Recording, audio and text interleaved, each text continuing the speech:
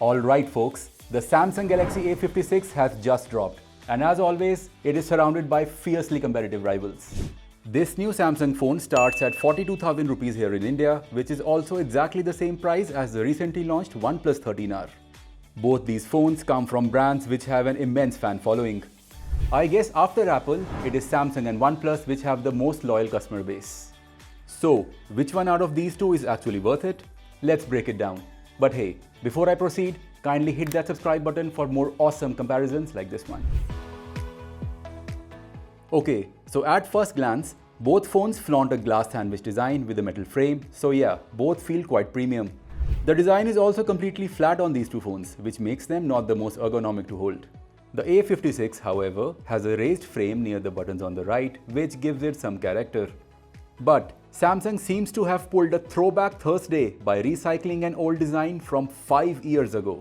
Those of you old enough will remember the Samsung Galaxy A50 and the A50s, and this new A56 kind of reminds me of those two smartphones. On the flip side, OnePlus has infused the 13R with its latest premium aesthetics, mirroring the pricier OnePlus 13. The 13R has a matte glass back, while the Samsung sticks to a glossy finish.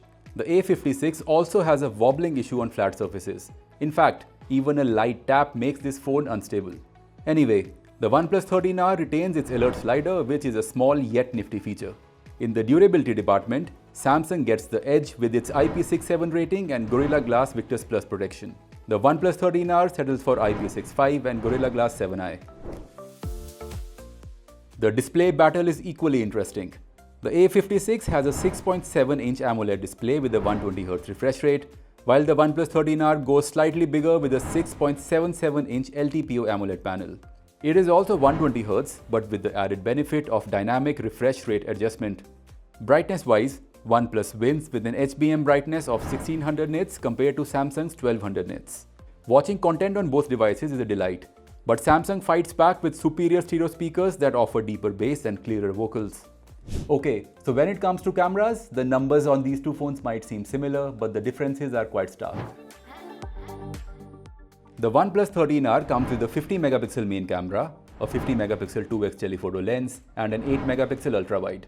Meanwhile, the Samsung Galaxy A56 offers a 50-megapixel main camera, a 12-megapixel ultra-wide, and a 5-megapixel macro, which, let's be honest, you will rarely use.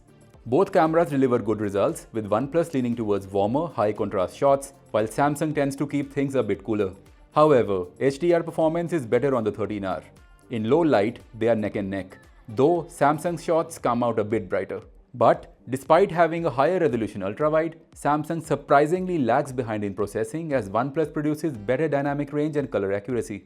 The dedicated telephoto lens on the 13R is a massive advantage. It makes portrait shots much more pleasing and sharper than Samsung's 2x digital crop. But for video, Samsung can shoot 4K at 30 FPS on both main and ultrawide cameras, whereas OnePlus pushes 4K 60 FPS on the main but limits ultrawide to just 1080p 30 FPS. Talking of video performance, I found stability and detail to be better on the A56, both on the main and ultrawide lenses. When it comes to selfies, both are evenly matched, though Samsung retains skin tones better. Under the hood, it's Exynos 1580 on the A56 versus Snapdragon 8 Gen 3 on the OnePlus 13R. Most of you know that competing against the 8 Gen 3 is quite hard, so there are no surprises here. The 8 Gen 3 on the 13R scores twice as much on Antutu compared to the Exynos 1580. GPU performance is even more lopsided, with the 13R being almost 3 times faster, making it the better choice for gaming. And this echoes in the real-world performance. BGMI runs at 120 FPS on the 13R, whereas on the A56 it is just 30 FPS at the time of my testing. Although I do suspect that BGMI and other games are gonna be better optimized for the new Exynos 1580 chipset going forward.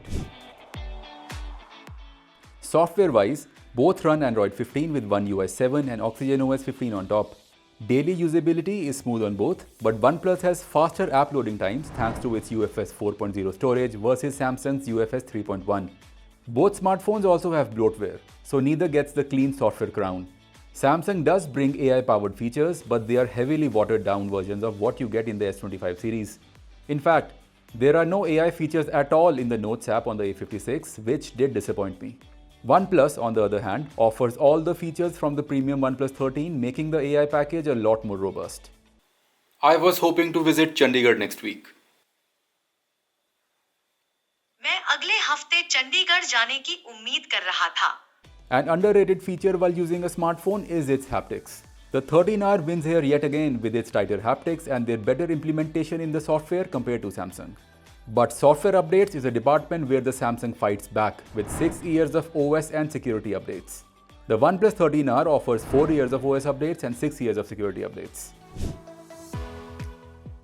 Alright, so battery life is an area where the difference between these two phones is quite noticeable. The 13R comes with a massive 6000 mAh battery, whereas the A56 packs a 5000 mAh unit. So naturally, the 13R delivers over 9 hours of screen time with mixed use, whereas the A56 manages around 7.5 hours. Charging is another win for OnePlus, which not only offers 80-watt fast charging, but also includes an adapter in the box. The A56 supports 45-watt fast charging, but you will have to buy the adapter separately. So this battle seemed kind of one-sided, to be honest. If you want sheer performance, superior battery life, faster charging, and mostly great cameras, the OnePlus 13R is a no-brainer. But the Galaxy A56 is not without its merits. If you value better durability, superior speakers, and most importantly, a longer update cycle, then the A56 makes more sense for you. So, which one out of these two is your pick? Let me know down in the comments, and while you're at it, please subscribe to TechHook for more amazing tech content.